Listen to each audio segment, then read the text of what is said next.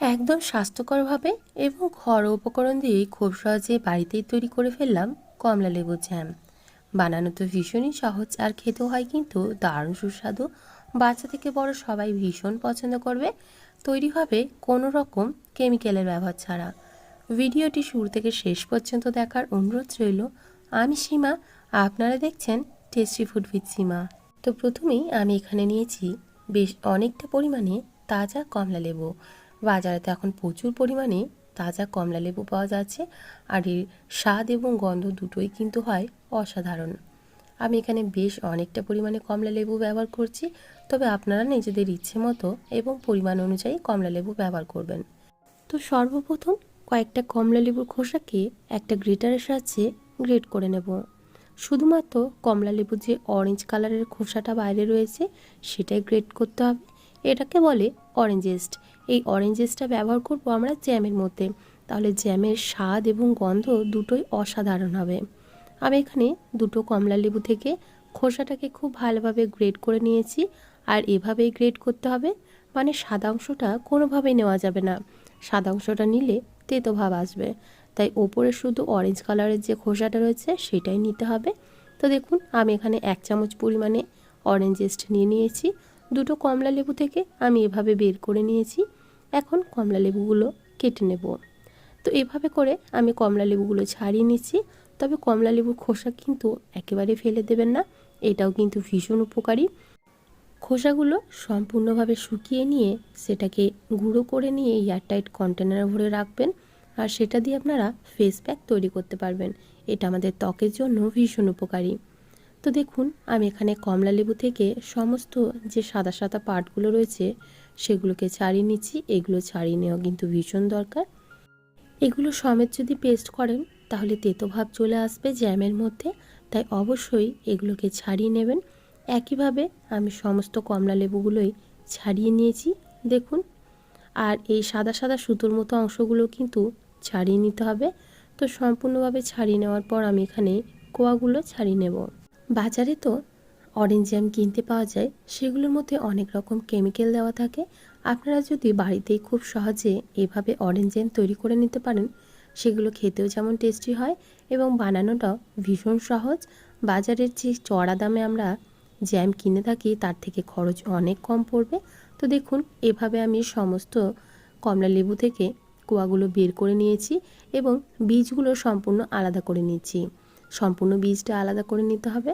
বীজ যদি কোনোভাবে জ্যামের মধ্যে চলে যায় বা আপনারা যদি জুস তৈরি করার সময় এই বীজগুলো মিক্সির জারের মধ্যে দিয়ে পেস্ট করেন তাহলে তেতো ভাব চলে আসবে।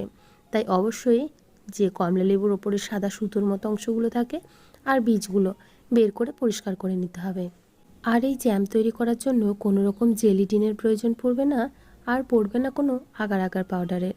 একদম ঘরোয়া উপকরণ দিয়েই খুব সহজে পারফেক্ট জ্যাম আমাদের তৈরি হয়ে যাবে। তো দেখুন সমস্ত কমলা লেবুর কোয়াগুলো ছাড়িয়ে নিচ্ছি। আপনাদের কাছে যদি জুসার মেশিন থাকে সেক্ষেত্রে জুসটা বের করেও তৈরি করতে পারেন।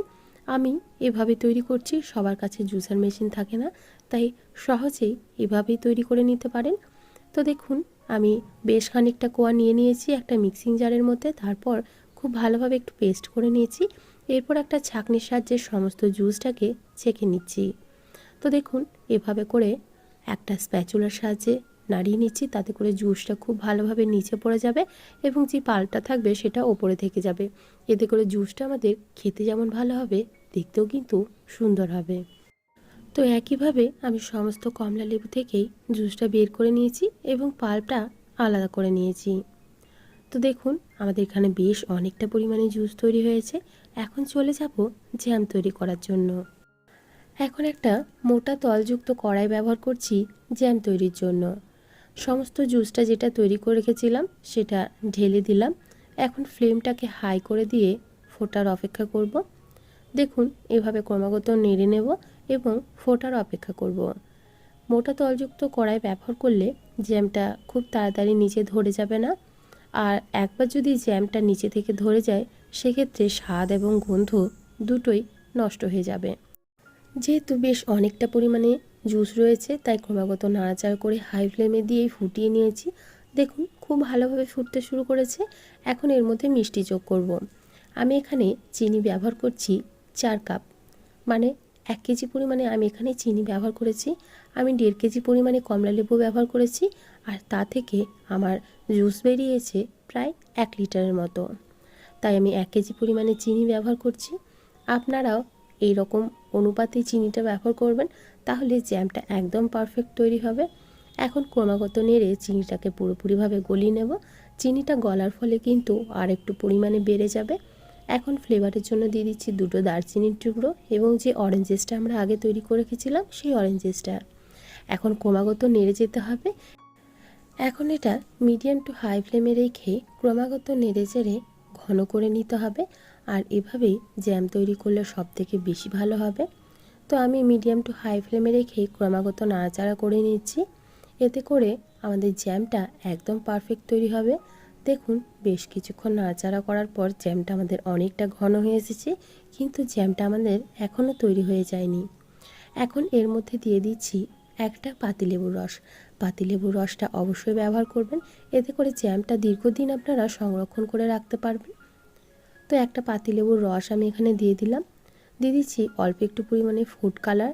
যেহেতু অরেঞ্জ জ্যাম, তাই একটু ফুড কালার ব্যবহার করছি, তবে সেটা সম্পূর্ণ অপশনাল, আপনারা চাইলে দিতে পারেন, আবার না চাইলে পুরোপুরি স্কিপ করতে পারেন। ফ্লেমটা মিডিয়াম টু হাইতে রেখে নাড়াচাড়া করে আরও একটু ঘন করে নিতে হবে। এই সময় কিন্তু নাড়া বন্ধ করলে চলবে না। যদি একবার কোনোভাবে তলায় ধরে যায় তাহলে স্বাদ এবং গন্ধ দুটোই নষ্ট হয়ে যাবে। তো আরও বেশ কিছুক্ষণ জাল করে নেওয়ার পর আমি এখানে চেক করে নিচ্ছি জ্যামটা আমাদের ঠিকঠাক হয়েছে কি না। একটা প্লেটের মধ্যে অল্প একটু জ্যাম নিয়ে নিলাম, আর প্লেটটাকে এভাবে কাত করে ধরলে কিন্তু জ্যামটা গড়িয়ে পড়ছে, তার মানে জ্যামটা আমাদের এখনও তৈরি হয়নি। আরও বেশ কিছুক্ষণ জাল করে নিতে হবে, আর এভাবেই পরীক্ষা চালিয়ে যেতে হবে। তো আমি বেশ কিছুক্ষণ জাল করে নেওয়ার পর আবারও পরীক্ষা করে নিয়েছি। এখন দেখুন, জ্যামটা কিন্তু একদম গড়িয়ে পড়ছে না, মানে আমাদের জ্যামটা পরীক্ষায় পাশ করেছে। এখন আমাদের জ্যামটা একদম রেডি হয়ে গেছে। এর থেকে বেশি আর ঘন করব না, কারণ ঠান্ডা হওয়ার পর এটা আরও একটু ঘন হয়ে যাবে। এখন নামিয়ে নেব। 2টো কাচের বয়াম আমি আগে থেকেই খুব ভালোভাবে গরম জলে ধুয়ে পরিষ্কার করে একদম ড্রাই করে রেখেছিলাম। এর কাচের বোতলের মধ্যেই আমি জ্যামটা ঢেলে দিচ্ছি। গরম থাকা অবস্থাতেই কিন্তু জ্যামটাকে কাচের বোতলের মধ্যে ঢেলে দিতে হবে, না হলে যে পাত্রে রাখবেন সেই পাত্রে শেদ ধরে নেবে। তাই কাচের বোতলের মধ্যে এভাবে ঢেলে নিচ্ছি। দেখুন, আমাদের জ্যামটার কালারটা কতটা সুন্দর এসেছে, আশা করি আপনারা সেটা দেখেই বুঝতে পারছেন। আর কেনা জ্যামের থেকে কিন্তু এই জ্যাম খেতে একদম অন্যরকম হয়, স্বাদে গন্ধে ভরপুর, একদম কেমিক্যাল ছাড়া। এই জ্যাম একবার খেয়ে দেখবেন। বানানো তো ভীষণ সহজ, আর খেতেও কিন্তু দারুণ সুস্বাদু। তো কত সুন্দর লাগছে আশা করি আপনারা দেখে বুঝতে পারছেন। যেহেতু এখনও পুরোপুরি ঠান্ডা হয়ে যায়নি, তাই পুরোপুরি জমে যায়নি, তবে এটা রেখে দিলে খুব সুন্দরভাবে জমে যাবে। দেখুন কতটা সুন্দর হয়েছে। ভিডিওটি ভালো লেগে থাকলে বাড়িতে একবার অবশ্যই ট্রাই করে দেখবেন। আশা করি আপনাদেরও ভীষণ ভালো লাগবে। আজকে এখানে বিদায় জানাচ্ছি। আবারও হাজির হয়ে যাব অন্য কোনো দিন অন্য কোনো রেসিপি নিয়ে। ভালো থাকবেন, সুস্থ থাকবেন, এবং ভিডিওটি সম্পূর্ণ দেখার জন্য আপনাদের সবাইকে অসংখ্য ধন্যবাদ। বাই।